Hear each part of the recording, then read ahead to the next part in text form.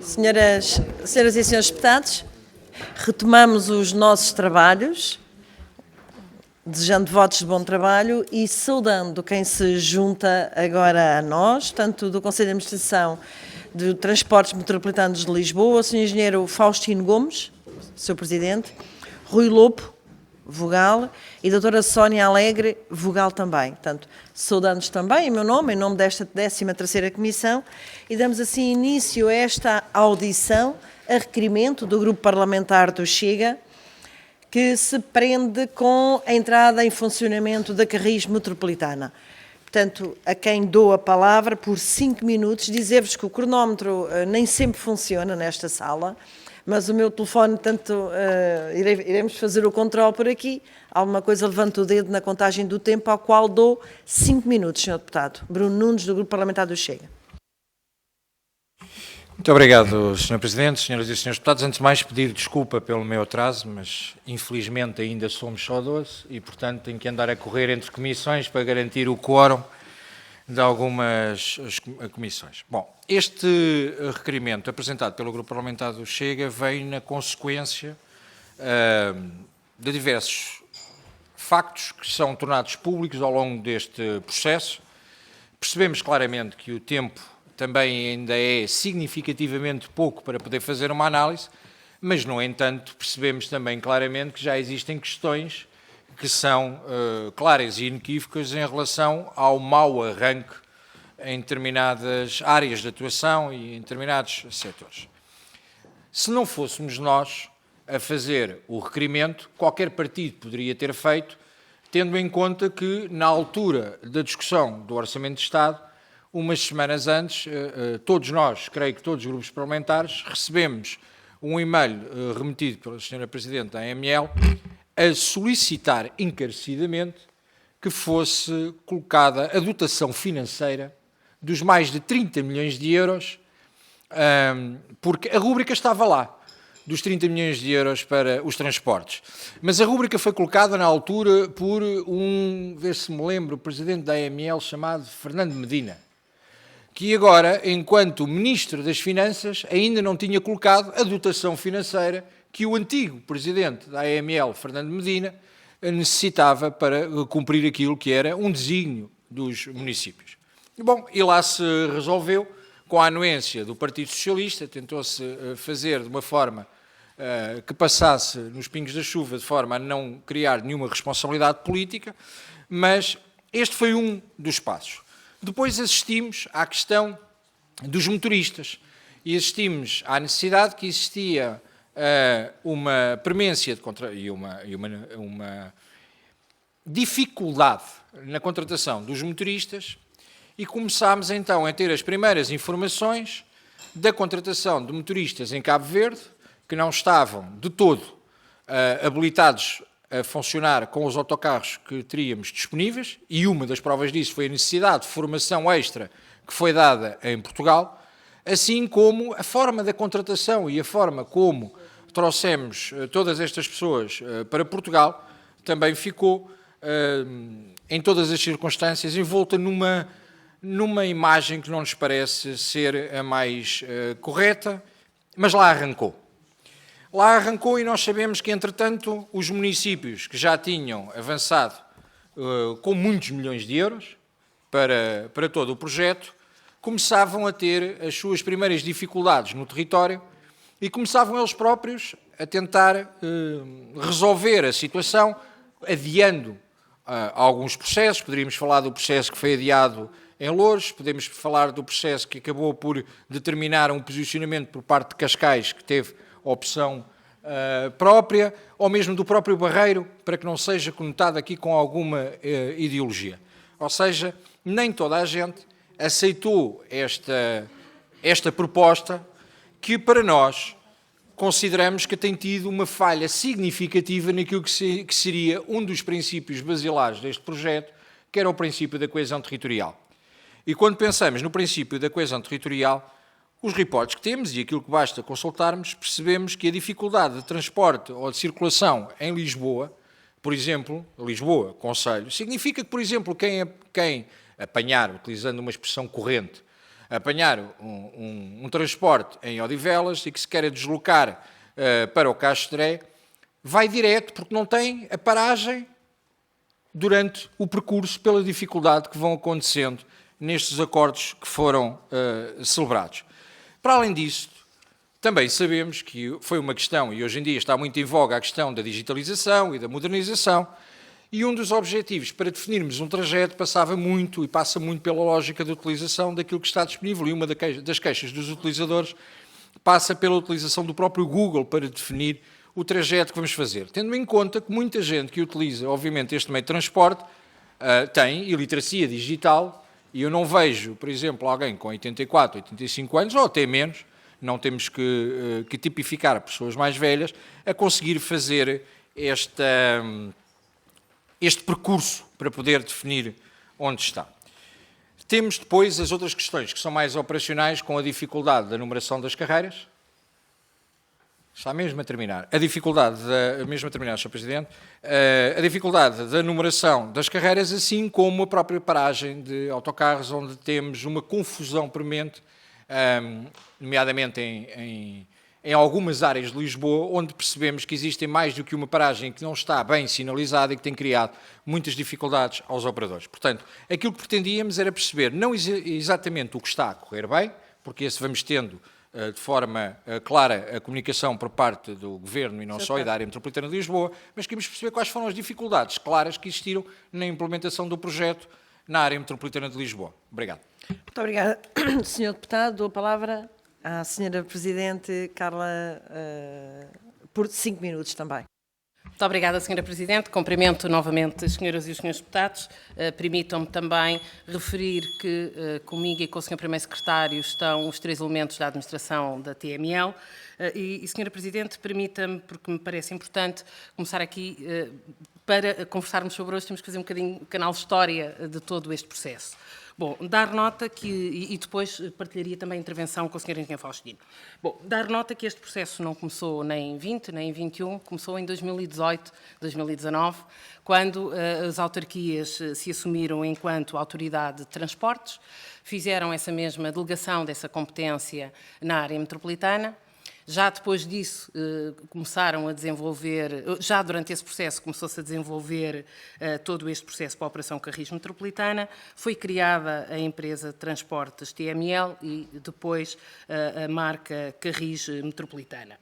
E dar nota também que este processo da Carris Metropolitana não pode ser visto, do nosso ponto de vista e do meu ponto de vista, isolado do Programa de Apoio de Redução ao Tarifário, do chamado PARTE, e é também com o processo de PARTE, num trabalho com o Governo português e com os municípios, que se inicia todo este momento de grande transformação nos transportes. Desde logo com o navegante e depois, mais tarde, a partir de junho do ano passado, com a entrada em funcionamento da Carris Metropolitana. E, Sr. Deputado, permita-me 2 notas que me parecem importantes também relativamente a este processo. Dar nota que a Carris Metropolitana, neste momento, e a TML, aliás, peço desculpa, a TML tem a competência da gestão de todo o transporte público no contexto da área metropolitana, e quando em 2019, porque falamos de um processo de 1,2 mil milhões de euros de concurso, por isso o maior concurso na área dos transportes alguma vez lançado em Portugal, foi decidido entre os 18 presidentes de Câmara 2 situações. Por um lado, o Barreiro, como o Sr. Deputado referiu e bem, está fora do processo de operação municipal, não porque não queira fazer parte dela, até porque faz sempre parte através das linhas intermunicipais, mas porque já tinha os transportes do Barreiro e por isso não fazia sentido concursar, quando começou a preparar o processo em 2018, 2019, concursar o Barreiro. O mesmo relativamente a Lisboa, que todos conhecemos, tem a resposta da Carris, e Cascais, ainda que nas linhas intermunicipais esteja também com a TML, entendeu na altura e não agora, e porque as coisas correram menos bem agora, ou como o Sr. Deputado afirmou, também lançar um processo próprio relativamente à operação.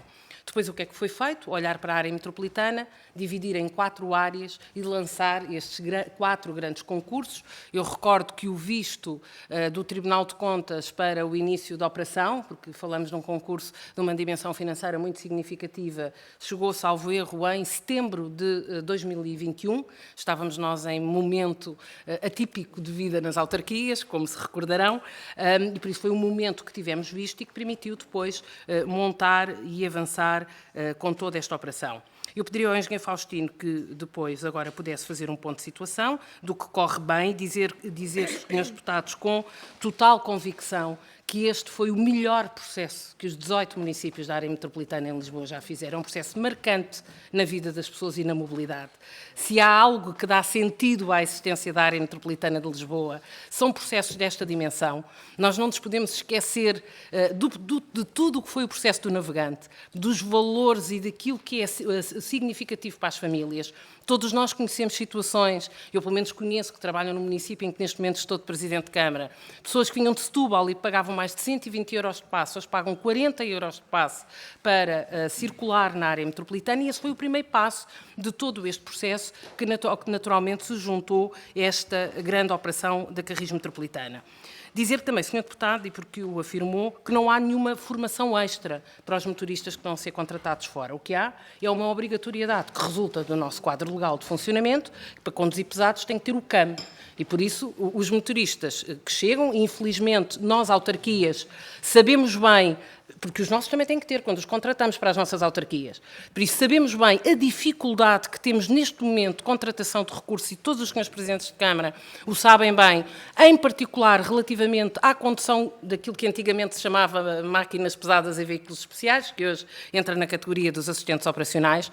Todos sabemos bem que nós próprios, autarquias, temos enormes dificuldades, mesmo muitas dificuldades de contratação. Abrimos concurso e concorre uma pessoa ou ficam desertos. E por isso houve necessidade, por parte dos operadores, e isso não tem nenhum mal, do nosso ponto de vista, do meu ponto de vista, de recorrer naturalmente à contratação de mão de obra externa, quer para a área 4, quer para a área 3 e quer para a área 1 e a área 2, para que a operação pudesse entrar em funcionamento. Tem melhorias a fazer? Com certeza que sim. É uma revolução, quer ao nível da bilhética, quer ao nível do número de carreiras que existiam. Nós tínhamos mais de 1000 títulos, hoje temos 3, 4 títulos, por isso foi de facto uma revolução na mobilidade rodoviária pesada no contexto da área metropolitana. Eu penso que estou a acabar, já baralhei aqui a audição toda, peço desculpa, mas a seguir depois pedi então ao engenheiro Faustino para que se possa centrar em dados concretos relativamente à operação, ao caminho que se tem conseguido fazer em conjunto os 18 municípios, todos, sem exceção, empenhadíssimos neste processo,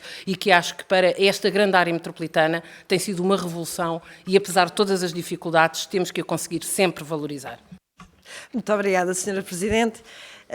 Eu vou dar a palavra, tanto dos 3 minutos aos grupos parlamentares. Neste momento na sala estão 4 grupos parlamentares, que no final depois terá até 12 minutos para poder responder no final da intervenção dos senhores deputados. Portanto, dou a palavra no grupo parlamentar do... Por acaso até estão 5.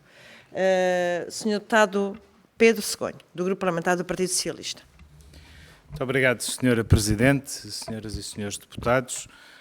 Começar por saudar a Sra. Presidente do Conselho Metropolitano da área metropolitana e agradecer a reflexão que nos trouxe sobre o tema da Carris Metropolitano, cumprimentar o Sr. Secretário Executivo e os senhores membros do Conselho de Administração.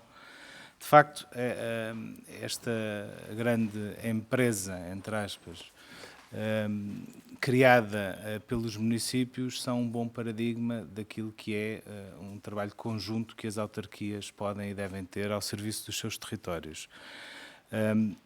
Está assente numa política promovida pelo Governo de redução do tarifário dos transportes públicos, transportes coletivos, que para nós são um instrumento muito importante, quer para a promoção da igualdade no território e com consequências importantes na sua coesão, quer também em termos de sustentabilidade naquilo que é a promoção de um transporte público que seja acessível e que seja altamente concorrencial com o uso de transporte individual, que sabemos que traz constrangimentos grandes, quer à área metropolitana enquanto um todo, quer a cada um dos municípios, nomeadamente aqueles que têm um impacto nas suas dinâmicas sociais que provêm dos movimentos pendulares dentro da área metropolitana.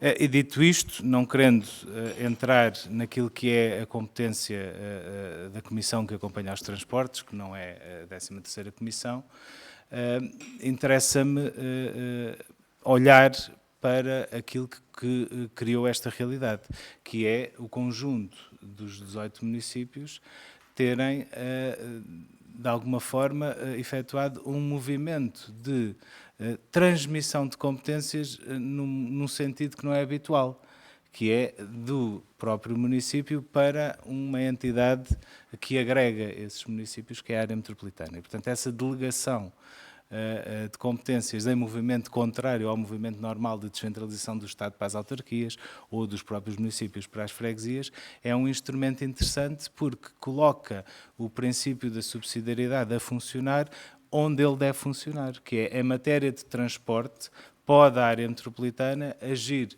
forma mais eficaz e mais eficiente do que cada um dos municípios per si. E, portanto, nesse sentido, a pergunta que eu gostaria de deixar à Sra. Presidente e a quem do Conselho de Administração queira tomar da palavra no final desta ronda é se, de facto, este modelo que, de alguma forma, decorre de se ter mantido a Carris de Lisboa num modelo exclusivamente público e de serviço aos cidadãos através do município de Lisboa, este cruzamento de tarefas entre municípios e área metropolitana, se de facto traz para a TML a forma mais adequada, eu julgo que sim, mas deixo a pergunta no ar, a forma mais adequada de organizar o transporte público coletivo e se haveria vantagem em haver uma maior sinergia com o transporte não rodoviário. Obrigado. Muito obrigado, Sr. Deputado. Dou a palavra ao Sr. Deputado António Proa, do Grupo Parlamentar do PSD. 3 minutos, Sr. Deputado. Muito obrigado, Sra. Presidente. Começo, em nome do PSD, por cumprimentar a Sra. Presidente Carla Tavares, Presidente da AML, o Sr. Primeiro Secretário Carlos Humberto Carvalho, é sempre também um gosto de revê-lo, e os senhores representantes da Transportes Metropolitanos de Lisboa, nesta audição que é muito útil para nós podermos ter respostas face aos problemas com que somos confrontados, os problemas de funcionamento dos transportes públicos na área metropolitana de Lisboa. Já agora, só uma nota breve, a propósito de Canal História. Para sermos rigorosos, o Canal História tem início em 2015, quando, por iniciativa do Governo de então, é transferido, através do novo regime jurídico do Serviço de Transportes Públicos de Passageiros, é transferida finalmente para as autarquias essa capacidade que era reclamada há muito e que foi nessa ocasião concretizada. E depois disso, os municípios, como era expectável que fizessem, tomaram em suas mãos essa nova competência, essa nova responsabilidade, e na área metropolitana de Lisboa, em particular, verificou-se um processo ambicioso, arrojado, de integração dos transportes públicos, aliás, de que resultou, enquanto expressão formal, a Transportes Metropolitanos de Lisboa, e que caminharam em duas iniciativas importantes. Por um lado, a redução e integração da bilhética, um facto assinalável, e depois os ambiciosos concursos para a concessão dos transportes públicos. E é por isso mesmo que aqui estamos, porque esse processo, temos que o admitir, não correu bem do início, face àquilo que eram as expectativas, face, estou certo, àquilo que era o desejo da área metropolitana e da Transportes Metropolitanos de Lisboa. Houve problemas que nos chegaram e são públicos, de novas carreiras que não aconteceram quando era expectável, falhas no serviço, enfim, tudo isso sabemos, é uma realidade que de algum modo ainda se mantém, sabemos também porquê. Era desejável que tal não tivesse sucedido, e uma das perguntas evidentes é quando é que prevêem que finalmente se normalize essa resposta face aos problemas que são sentidos pelos utentes ainda hoje, todos os dias. Mas este processo está também intimamente relacionado com a redução tarifária e sobre isso vale a pena aqui dizer, e é nisso em que, nomeadamente, a Assembleia da República tem competência direta. O programa de redução tarifária criou, e bem, sublinhe-se, um processo importante para a mudança de hábitos dos portugueses na utilização de transportes públicos. O PART convidou as pessoas a usarem transportes públicos, criou a expectativa de que esses transportes públicos existissem, termino já, Sra. Presidente, e a TML e a AML procuraram dar essa resposta na oferta de transportes públicos. O problema é que foi criada essa expectativa com a redução tarifária e depois, na realidade, tivemos estes problemas. Ou seja, há aqui um desequilíbrio entre aquilo que foi a expectativa que foi criada e o convite que foi feito à utilização dos transportes públicos e essa resposta. E, portanto, é muito importante que essa situação se normalize. Senhora Presidente, a terminar, então, as 3 questões muito concretas. A primeira, o que é que está a correr mal ainda? E por responsabilidade de quem? Em segundo lugar, uma pergunta muito específica, a desmaterialização da bilhética, quando é que finalmente a poderemos verificar? E, finalmente, Senhora Presidente, qual é a posição da AML relativamente ao aprofundamento da redução tarifária, observando, por exemplo, exemplos da Câmara Municipal de Lisboa ou da Câmara Municipal de Cascais, que já promoveram transportes públicos gratuitos. Como é que vê a AML esse caminho? Quando é que se prevê poder alargar essa oferta de transportes públicos? Muito obrigado e peço desculpa. Dou a palavra à Sra. Deputada Joana Cordeiro, da Iniciativa Liberal. Obrigada, Sra. Presidente. Senhores deputados, cumprimento novamente a doutora Carla Tavares e o Dr. Carlos Humberto, cumprimento o Conselho de Administração da Transportes Metropolitanos de Lisboa, a quem agradeço também aqui a presença nesta comissão. Neste contexto em que nós vivemos hoje, de elevados custos associados à mobilidade, com os vários aumentos de custos de eletricidade e de combustíveis, é obviamente de particular importância manter uma rede de transportes públicos que seja eficaz, que seja operacional e que associe incentivos corretos à sua utilização, nomeadamente de qualidade de serviço e de eficiência. E o que acontece é que estas 2 características raramente são garantidas pelos atuais serviços de transportes públicos, com especial impacto, e especialmente aqueles que envolvem a travessia do Tejo. E isso, obviamente, tem tremendos impactos para as pessoas que todos os dias têm que se deslocar entre as 2 margens do rio. Olhando aqui para o âmbito desta audição, e no caso concreto da Carris Metropolitana, recordar que foi de facto anunciada como uma grande pompa em circunstância, que era uma grande revolução e principalmente teve um grande impacto nas populações da margem sul, porque de facto os serviços internamente os vários concelhos não estavam propriamente servidos, havia algumas ligações a Lisboa e essas existiam, mas de facto internamente dentro dos concelhos haviam muitas dificuldades ao nível dos transportes de passageiros e aquilo a que assistimos em julho, ou em junho primeiro, no arranque da área 4 e depois na área 3 foi de facto foi muito confuso. Houve muitos problemas de sinalizações de paragens, autocarros insuficientes, os autocarros não passavam, as carreiras não existiam, eram anunciadas e não existiam, os motoristas não sabiam os percursos. De facto, isto foi um início muito complicado e que, de facto, adiou a entrada em funcionamento das operações na área norte de Lisboa, nomeadamente nas áreas 1 e 2. E, obviamente, este tipo de constrangimentos retira aqui credibilidade, obviamente, à utilização dos transportes públicos por parte das pessoas, porque, de facto, se não tiverem uma garantia que vão funcionar e que vão conseguir chegar a horas quando se deslocam, por exemplo, para o emprego, ou para estudar, ou para as universidades, ou para as escolas, a verdade é que as pessoas passam a optar por um transporte individual, com todos os custos que isso tem para a descarbonização, para a mobilidade sustentável, e é isto que nós temos que evitar com um investimento aqui nos transportes públicos. Por exemplo, só recordar aqui uma notícia que diz que, por exemplo, mais de metade dos alunos em Lisboa vão para a escola de carro. Portanto, isto é um tema importante. Portanto, isto é comodismo, e aqui eu deixo uma pergunta, isto é comodismo ou é simplesmente porque os transportes públicos não estão a funcionar como deviam?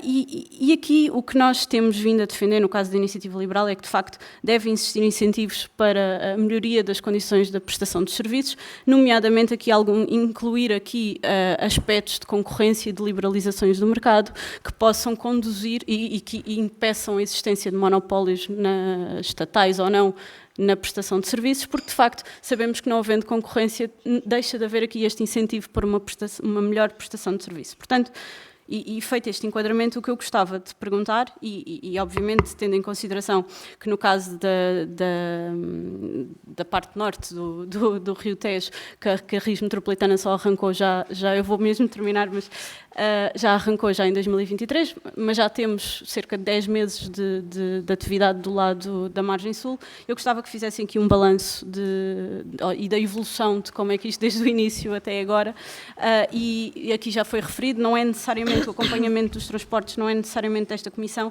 mas obviamente para percebermos se as pessoas estão a ser bem servidas, eu gostava que fizessem aqui uma evolução face à situação anterior que nós tínhamos antes do aparecimento da Carris Metropolitana, e em termos de número de linhas e em termos do número de passageiros transportados, mas principalmente se o feedback que têm tido da parte das pessoas é se de facto as necessidades estão a ser garantidas. Muito obrigada. Depois, vou mesmo terminar.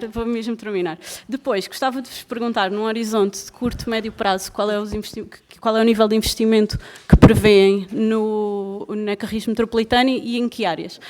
E no âmbito da mobilidade, eu não posso deixar de vos perguntar sobre a questão dos barcos da Transtejo, no sentido de, e aqui é um exemplo no caso da Iniciativa Liberal, que nós temos vindo a defender a liberalização de facto da travessia do Tejo, porque de facto nós sabemos, gostava de vos perguntar qual é a vossa opinião sobre isto, porque obviamente sabemos que se um transporte público não funcionar, ou se a articulação entre os transportes não funcionarem, de facto não existe aqui um incentivo por parte das populações para utilizarem os transportes públicos, e obviamente sabemos que se não existirem alternativas de transporte há mais pressão para aqueles que existem. Portanto, eu gostava de perceber qual é a vossa visão aqui relativamente ao transporte fluvial. Obrigada. Obrigada, Sra. Deputada. E dou a palavra à Sra. Deputada Paula Santos.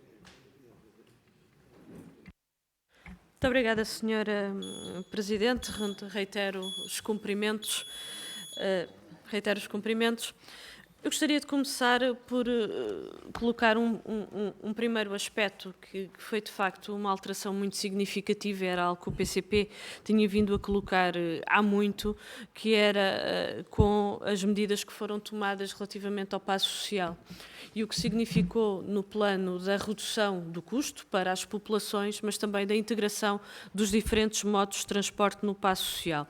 É verdade, tivemos uma epidemia pelo meio, que introduziu um conjunto de alterações, mas a verdade é que esta medida, no concreto, levou a que muitas e muitas pessoas utilizassem o transporte público.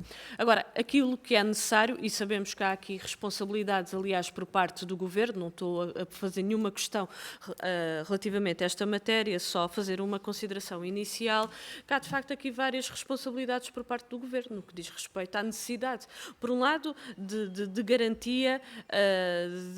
de receitas e de reforço de verbas para o passo social e que não esteja dependente por parte do Orçamento do Estado. Aliás, tem sido matéria que nós temos sistematicamente trazido à Assembleia da República. Mas, por outro lado, também investimento no reforço da resposta pública no quadro do transporte público, dos diferentes modos de transporte, e que haja naturalmente esta interligação. Os problemas com os quais estamos confrontados na ferrovia, no plano fluvial, prende-se com o desinvestimento por parte dos governos, dos diversos, deixem-me dizer assim, relativamente a estes meios de transporte, e que está a levar a esta situação. Aliás, vemos também no transporte rodoviário quando da concessão a grupos, a empresas privadas, tudo o que não era rentável, pura e simplesmente desaparecia, porque aquilo de facto, aquilo que estava presente não era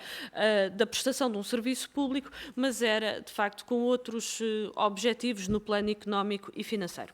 Segunda questão, gostaria de referir da importância do processo que avançou na área metropolitana de Lisboa com a criação de empresa pública e de procurar aqui, no plano da coesão do território, uma resposta de integração do transporte público rodoviário. Nós acompanhamos também toda esta questão e de referir que no início, estou a dizer no início, quando entrou em funcionamento, porque o processo já vem mais atrás, mas quando entrou em funcionamento identificámos de facto o incumprimento por parte dos operadores a quem foi adjudicado os concursos públicos que foram realizados, incumprimentos diversos e eu diria até falta de preparação para a entrada em funcionamento relativamente a este processo, de falta de motoristas, desconhecimento, até não houve uma adequada preparação dos novos percursos, mas também incumprimento de horários e de carreiras por parte dos operadores. E a primeira questão que eu gostaria de colocar é qual é que está a ser a evolução por parte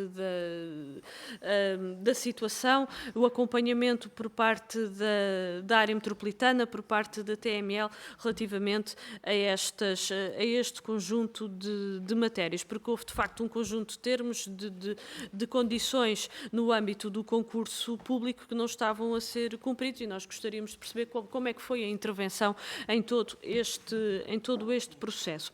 Pois valia a pena também perceber, porque nós consideramos... Vou terminar isto, o tempo de facto é muito curto, mas só uma última questão, ou duas últimas questões, para perceber o seguinte, no quadro desta evolução também, qual é que tem sido a evolução do ponto de vista do número de passageiros, para perceber também um impacto relativamente a esta matéria, mas também a perspectiva, naturalmente, para o futuro. Eu gostaria só, muito telegraficamente, Senhora Presidente, de colocar uma última questão. Eu há pouco fazia referência relativamente ao passo social e relativamente às responsabilidades do Governo sobre esta matéria, porque nós consideramos que deve, de facto, haver uma evolução com o objetivo de se alcançar a gratuitidade ao nível do transporte público. Temos avançado, aliás, ainda no último Orçamento de Estado, avançámos com propostas para a redução do valor do passe e para a gratuitidade para os jovens até aos 23 anos, para os estudantes, para as pessoas idosas. Gostaríamos também de deixar essa referência. Sr. Presidente, eu peço desculpa, o tempo é de facto muito limitado. Há várias questões que gostaríamos de referir, mas agradeço a sua tolerância. Obrigada. Obrigada. Senhores deputados, portanto, não sei se o grupo parlamentar do Chega pretende fazer a intervenção. Então... Sra. Presidente, muito obrigado. Agradecer as respostas que foram dadas na ronda inicial. No entanto, eu creio que não terá sido por omissão, terá sido um mero lapso que não me respondeu a algumas das questões. Nomeadamente, quando estávamos em preparação do Orçamento de Estado, se faltava ou não faltava a verba correspondente à parte do Estado e os mais de 30 milhões que tinham ficado na rúbrica colocadas pelo Sr. Na altura Presidente da AML, Fernando Medina, hoje Ministro das Finanças, se faltava ou não faltava a dotação financeira de responsabilidade do Estado. Depois, eu percebo, obviamente, a justificação que me dá em relação à contratação dos motoristas. Uma das questões que lhe deixava claramente é quanto é que estamos a pagar aos motoristas, porque, entretanto, nós olhamos para as notícias e percebemos que muitos destes motoristas, entretanto, exigem, e gostava de confirmar a fiabilidade desta notícia, exigem que a sua família também venha para cá. E, portanto, perceber se veio só o motorista ou se trazemos um autocarro de gente. Quem é que vem? E se isto coincide ou não coincide com a realidade. Aquilo que disse foi uma redundância em relação à minha afirmação. Eu disse que, obviamente, tiveram estes motoristas de ter formação adaptada à realidade do mercado português. E confirmou porque existe a licença que foi necessário emitir, portanto, existiu. A pergunta que deixo é, estamos ou não estamos a contratar fora, porque eu sei que o recrutamento tem tido dificuldades de recrutamento, passa a redundância, cá, porque os valores que estamos a pagar são significativamente baixos para que quem está no mercado português possa, de facto, ter interesse em trabalhar. E se estamos ou não estamos a criar uma situação de dumping salarial ao permitir que se vá a recrutar fora para poder suprir esta necessidade. Depois, a outra questão é ou não é verdade que quem, por exemplo, apanhe passa a palavra da questão do apanho o autocarro em Odivelas ou a Carreira em Loures, porque são sítios ao lado um do outro, mas chama-se de forma diferente. Quem apanha o autocarro ou a Carreira, depende da parte geográfica, que a coesão territorial está colocada em causa, quando muitas vezes o que temos é do ponto A ao ponto B, não existe paragens pelo meio, é seguido, não há paragem. O autocarro sai de uma localidade, faz o percurso todo até à localidade final, até à localização final, mas não faz nenhuma paragem pelo meio. Estas são as últimas perguntas que eu gostava de ver respondidas, se for oportuno. Muito obrigada, Sr. Deputado. Sra. Presidente, Sr. Presidente do Conselho de Administração, fizeram intervenção 5 grupos parlamentares em 3 minutos, portanto terão até 15 minutos para a vossa intervenção.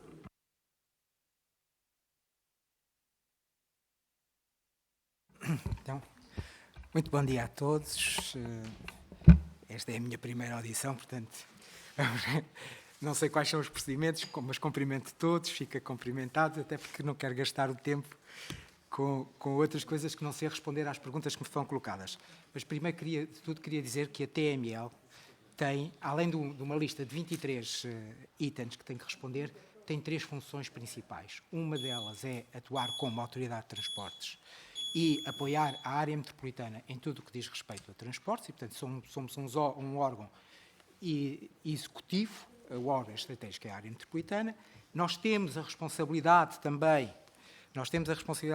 de fazer toda a gestão do sistema de bilhética da área metropolitana, e quando digo toda a bilhética, isto quer dizer não só exclusivamente as coisas ligadas à carris metropolitana, mas de todos os operadores, e, portanto, e aqui permitam-me fazer uma correção àquilo que foi dito. Todo o dinheiro que entra no PARTE não entra para a Carris Metropolitana, não é para a TML, é para o sistema e para todos os operadores. Portanto, esse dinheiro é distribuído por todos os operadores em função de chaves de repartição que estão acordadas com os operadores. E, portanto, o PARTE não é o PARTE para a Carris Metropolitana, é o PARTE para o sistema de transportes, em que inclui todos os operadores, públicos e privados, rodoviários e os outros modos. Portanto, que isto fique claro. Já agora, e que estou neste fórum, posso meter um pedido que é fundamental que uma empresa, e estas empresas, como a TML, e, portanto, as empresas de transportes, nesta lógica que fazem a gestão dos sistemas, possam ter alguma estabilidade do financiamento. E, portanto, é o ponto a seguir que é necessário começar a discussão, mas porque nós, neste momento, estamos ao abrigo do Orçamento de Estado e, portanto, todos os anos é que sabemos qual é o valor que temos dinheiro, mas este também é um processo que está a decorrer em paralelo e que nós temos estado a trabalhar. Mas, portanto, relativamente, somos a Autoridade de Transportes, somos bilhética e depois somos a entidade que faz a gestão da Carris Metropolitana. A Carris Metropolitana, como já foi referido, não é uma empresa, é uma marca, em que nós apresentamos os nossos serviços. E é importante dizer que isto foi um concurso público. Portanto, fez-se um concurso público, dividiu-se a área metropolitana em 4 lotes e fez-se um concurso público, e o concurso era por aquilo que se chama normalmente um concurso por custos brutos, ou seja, nós pagamos ao veículo quilómetro. E, portanto, as empresas apareceram a concurso e disseram: nós fazemos o concurso, nós fazemos a operação a este valor, e, portanto, é isso que ficou contratualizado. Naturalmente, havia condições mínimas de aceder a esse concurso, nomeadamente tinham coisas a ver com a idade média da frota, que não queríamos muito diminuir a idade média da frota, e já agora, abrindo aqui um parênteses, a idade média da frota antes da Carris Metropolitana era superior a 15 anos, neste momento é de cerca de 1 ano, e, portanto, há aqui logo um ganho imenso na qualidade da frota, mas o concurso é um concurso que é feito, houve concorrentes, alguns lotes houve só um concorrente, outros lotes houve mais concorrentes, e, portanto, é feita a escolha em função daquilo que foram as propostas que cada uma destas entidades apresentou. Como disse a senhora Presidente, objetivamente, nós estivemos à espera do visto de Tribunal de Contas, e depois do visto de Tribunal de Contas houve 10 meses para que estas empresas, que são nossos prestadores de serviços, se preparassem para fazer o lançamento da carris metropolitana. E, portanto, eles tiveram 10 meses de preparação para depois fazer o início da operação. Também não só estou a ajudar a clarificar. Relativamente à área 1 e à área 2, ela não arrancou em julho como estava previsto, não porque houvesse problemas de motoristas, mas porque por acaso também havia, mas os argumentos não foram esses, porque o prestador de serviço não arrancou, porque disse que não tinha nem os autocarros e demonstrou-nos que não tinham recebido os autocarros, e era uma das condições de concurso que a idade média da frota baixasse, e, portanto, não podíamos admitir que os autocarros fossem autocarros diferentes daqueles que estavam ao nível de concurso, e porque também não tinham os sistemas tecnológicos a funcionar e não permitia depois fazer o controle da operação. E, portanto, estas foram as razões, mas não estou a fugir à questão dos motoristas, embora a questão dos motoristas seja uma coisa boa que eu posso dizer aqui. Neste momento, a questão dos motoristas está praticamente resolvida em todas as áreas para fazer aquilo que é o concurso, aquilo que está ao nível de concurso. E é importante dizer que o concurso estabelecia um valor de referência em veículos quilómetros que cada um dos operadores, ou cada um dos operadores dos prestadores de serviços tinha que fazer. Tinham que fazer X quilómetros, mas este valor também não era um valor que era fixo, porque nós sabemos que as lógicas dos transportes são lógicas dinâmicas e, portanto, é um valor que é mais ou menos 10%. E, neste momento, o que acontece é que nós estamos a fazer muito perto dos 100% daquilo que foi concursado. Temos esta folga para diminuir e temos esta folga para aumentar, mais ou menos 10%, mas neste momento estamos a fazer algo muito próximo daquilo que é o valor que foi a concurso como valor de referência. Mais uma vez digo, o próprio concurso previa mais ou menos 10% de veículos quilómetro. Relativamente aos problemas da coesão territorial e da lógica da coesão territorial, há duas coisas importantes a dizer aqui. Uma que, ao haver a Carris e a Carris metropolitana, a Carris tem a exclusividade para atuar na área metropolitana de Lisboa. E, portanto, como tem no município de Lisboa, e tendo essa exclusividade para atuar no município de Lisboa, a Carris metropolitana não pode pegar passageiros, tomar passageiros em percursos dentro da cidade de Lisboa. Naturalmente, isto é algo que é menos bem... E já era assim, não é uma coisa nova, já era assim. Agora, isto é uma coisa que é menos bem percebida do lado das pessoas, porque antigamente eram autocarros completamente diferentes e agora são autocarros que as pessoas tendem a confundir entre a lógica da Carris e da Carris metropolitana, e, portanto, é algo que temos de trabalhar. Mas também, nesse sentido, é importante dizer que nós estamos a trabalhar com a Carris, no sentido de encontrar corredores onde isto acontece com mais frequência, nomeadamente, por exemplo, com o corredor do aeroporto, e, com base num trabalho que estamos a fazer com a Carris, tentar perceber que formas é que existem, porque isto também implica alteração da legislação, porque, neste momento, faz parte daquilo que é o enquadramento da Carris, eles têm exclusividade para dentro da cidade de Lisboa. Relativamente aos TCB e Cascais, as circunstâncias não são exatamente assim, mas em Cascais também existe este problema. E, portanto, é importante dizer que não é um problema da Carris metropolitana, é um problema da forma como o sistema está montado, mas também é importante dizer que nós conseguimos conversar muito bem e de forma aberta com os TCB, com a Carris e com Cascais, no sentido de encontrar essas soluções. O outro aspecto, relativamente à coesão, este concurso, no desenho da rede, teve exatamente esse processo de coesão. Ou seja, no desenho da rede, foi-se verificar quais eram as localidades que estavam menos bem servidas e o reforço da oferta, que é mais cerca de 30%, e neste momento, como disse, nós já estamos a fazer os valores do contrato e, portanto, estamos a fazer quase 100%, estamos ali nos 99, qualquer coisa do valor que foi a referência. Isso já permite ter uma oferta de mais de 30% daquilo que era a oferta anterior. E, portanto, nós já estamos a oferecer mais em termos de veículos quilómetros do que aquilo que era a oferta anterior. Relativamente aos passageiros, também nos foi aqui perguntado, nós neste momento já transportamos num dia útil escolar, mais de 500 mil de pessoas. Estes números estão em linha com aquilo que era a procura anterior. E, portanto, já conseguimos... Anterior pré-pandemia, portanto, pré-parte. E, portanto, já estamos com valores próximos daquilo, muito próximos, depende do dia, não é? Mas estão valores muito próximos daquilo que eram os valores pré-pandemia. Portanto, já estamos também a convergir nesse aspecto. É importante dizer que, ao nível dos motoristas, objetivamente, houve um problema com os motoristas, mas os problemas com os motoristas não era um problema da TML, é um problema dos nossos prestadores de serviços. Portanto, nós, naturalmente, vestimos essa camisola porque nós percebemos que quando um autocarro não parte, nós estamos a afetar pessoas. E sabemos que estamos a afetar pessoas e o nosso compromisso é que prestar o melhor serviço. Nós não temos a capacidade de contratar os motoristas, não é uma obrigação do TML, não é a TML que contrata os motoristas, não é a TML que define qual é a sua base salarial, mas também deixem-me dizer, também para ficarem com essa informação, neste momento existe um acordo da Antrop para haver valores, os valores estarem tabulados e, portanto, as pessoas não ganham mais, não ganham menos, ganham, não estamos a fazer aqui dumping relativamente às pessoas que vêm de Cabo Verde ou às pessoas que vêm do Brasil. Portanto, não existe isso. Existe um valor tabulado e é o valor que é pago e é pago a todos os motoristas, que é um acordo que foi feito pela Antrop. A Antrop é a Associação Nacional dos Transportes Rodoviários e, portanto, de passageiros. E, portanto, existe esse valor. E está tabulado e é esse valor que é pago. Portanto, não há aqui ir à procura de uma manobra mais barata ou qualquer coisa desse género. Relativamente ao adiamento da Norte, já falei, motoristas...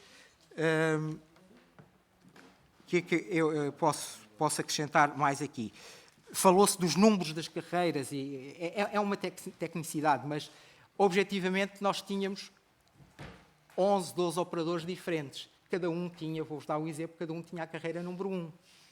Ninguém entenderia que nós tivéssemos 12 ou 11 carreiras número 1. Foi necessário fazer um serviço de uniformização, uma imagem comum, uma numeração comum a toda a operação da Carris Metropolitana. E é por isso que existe esta alteração. É por isso que os autocarros são todos iguais. É por isso que os autocarros têm, todos eles, níveis de exigência que não existia no passado, nomeadamente no acesso das pessoas com mobilidade reduzida. Parte dos autocarros estão preparados para transporte de bicicletas, porque nós entendemos que é importante, e também foi aqui perguntado como é que nós nos relacionávamos com os outros modos.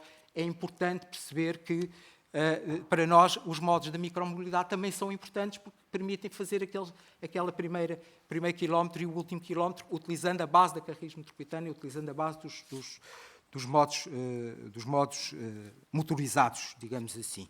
E, portanto, esse processo aconteceu. Foi também perguntado, e nós não esquivamos, à pergunta da informação ao público. A informação ao público é algo que é muito tricky. E porquê que eu digo isto?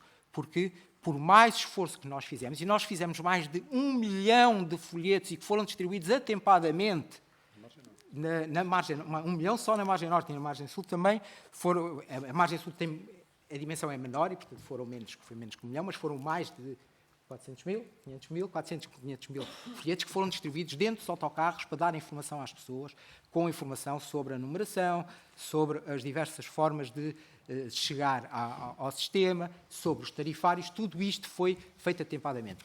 Agora, objetivamente, as pessoas leram menos, e aí a culpa não é das pessoas, é nosso, não digo o contrário, porque provavelmente não utilizamos as ferramentas mais certas para chegar, mas nós fizemos esse esforço de chegar às pessoas e lhes dar essa informação. Por outro lado, temos neste momento a funcionar diversas plataformas, porque também sabemos que a informação em papel também se desatualiza. Temos, em paralelo, o site da Carris Metropolitana a dar toda a informação relativamente aos horários. Temos os planeadores de viagem da Google Maps, temos da Movit, temos da Citymapper a funcionarem e nós temos os nossos dados abertos, ou seja, se alguém quiser chegar aos nossos dados, esses dados estão abertos e faz parte da estratégia da própria TML, que é manter dados abertos para que estes dados possam ser utilizados por outros e que possam ter ideias de nicho, possam ter ideias de melhorar o sistema e isso, os dados do GTFS já estão disponíveis para quem queira aceder a eles.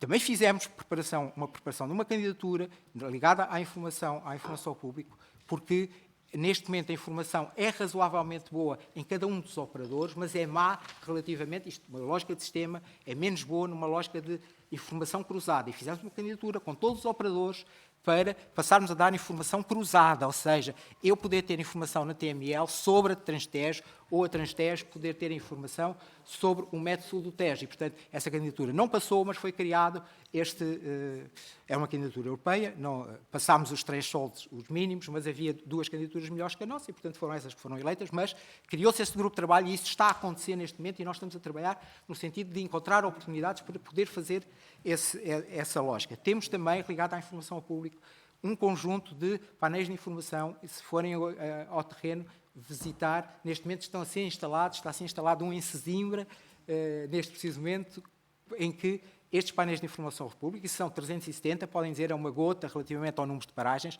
Para terem mais uma ideia da dimensão, nós estamos a falar de mais de 12 mil paragens, e, portanto, é uma gota, mas que vai ser localizada aonde? Vai ser localizada junto daquelas paragens que têm ou muito pouca frequência ou muita frequência em que é necessário as pessoas estarem informadas, tem que se fazer escolhas, e essa escolha foi feita dessa forma. Relativamente aos processos de digitalização, não estamos a avançar tanto quanto já gostaríamos, porque tivemos que atalhar também a pôr a Carris Metropolitana, e a nossa preocupação, volto a dizer, é uma preocupação virada para as pessoas, pôr a Carris Metropolitana a funcionar sempre melhor. E, portanto, no que diz respeito à digitalização, ainda não demos todos os passos que gostaríamos de dar, mas já demos muitos passos. Já hoje é possível fazer o pedido do passe de uma forma digitalizada. Já há uma série já é possível carregar a esmagadora maioria dos títulos de transporte em diversos sistemas, nomeadamente coisas que já vinham de trás, coisas que nós implementamos, por exemplo, numa loja, num espaço navegante. O que é espaço navegante? São lojas que nós entendemos ser importantes criar, e esses espaços foram criados para que o público que não consegue chegar lá de uma forma não assistida possa ter esses espaços onde se dirige e tem a informação e tem quem o ajuda a fazer as coisas. Porque entendemos que a capilaridade é importante, também temos um concurso em que lançámos. São 1.500 postos pequeninos, daquelas lógicas das tabacarias, a lógica do peixe shop, a lógica do pequeno ponto que está espalhado no... peço desculpa, eu termino já. Que está espalhado no território. Eu já aprendi agora, digo que termino já e depois continuo mais 2 minutos. Então eu aprendo rápido. O que acontece é que temos esses 1.500 postos e estamos a construir postos de assistidos, 75 postos assistidos que vamos colocar, por exemplo, junto das juntas de freguesia, para que essa capilaridade possa ser transmitida. E, portanto, o caminho está a ser feito, mas aqui a mensagem final que eu gostaria de dizer, para poder mesmo calar, é que a nossa preocupação são as pessoas. Neste momento, os níveis de reclamação são muito mais baixos, a tendência tem sido essa. Neste momento já invertemos uma tendência que tínhamos mais reclamações que pedidos de informação, neste momento temos 1/3 são reclamações, 2/3 são pedidos de informação, e o número tendencialmente tem vindo sempre a baixar, mas nós temos um posto, nós não nos escondemos atrás de nada, nós temos a forma das pessoas comunicarem connosco e têm um canal de contacto e podem fazer todas as reclamações e nós respondemos a todas as reclamações. Às vezes não de imediato, mas respondemos a todas as reclamações. Muito obrigado. Muito obrigada, Sr. Presidente.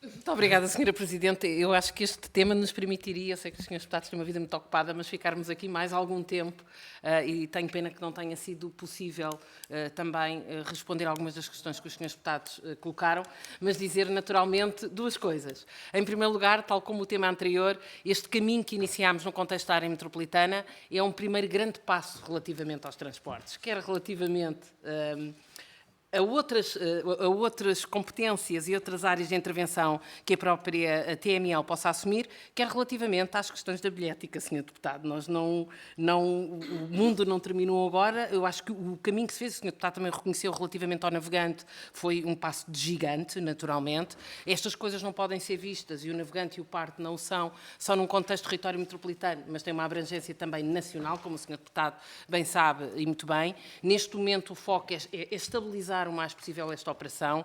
Também dizer às senhoras e aos senhores deputados que, como em tudo na vida, na mobilidade, vai haver sempre falhas. Não há sítio nenhum no mundo em que um comboio não se atrase, em que o autocarro não se atrase, em que o trame não se atrase, em que o barco não se atrase, e isso vai sempre acontecer, esteja quem estiver a gerir a operação. Mas, Sr. Deputado, também acredito que se tem feito, e aqui, de facto, a própria TML, juntamente com as equipas técnicas das câmaras municipais, com os operadores, porque são eles que ganharam as 4 áreas e têm que responder às exigências também de um caderno de encargos e de um programa de concurso, tudo no sentido da operação estabilizar o mais rapidamente possível. E, Sr. Deputado, também permita-me dizer-lhe que começou em junho, e se olharmos para o que vivemos principalmente eventualmente em setembro e em outubro. E se olharmos para a realidade da resposta da Carris Metropolitana e dos 4 operadores nas 4 áreas aos dias de hoje, a realidade é já, felizmente, completamente diferente. E por isso o objetivo é melhorar sempre,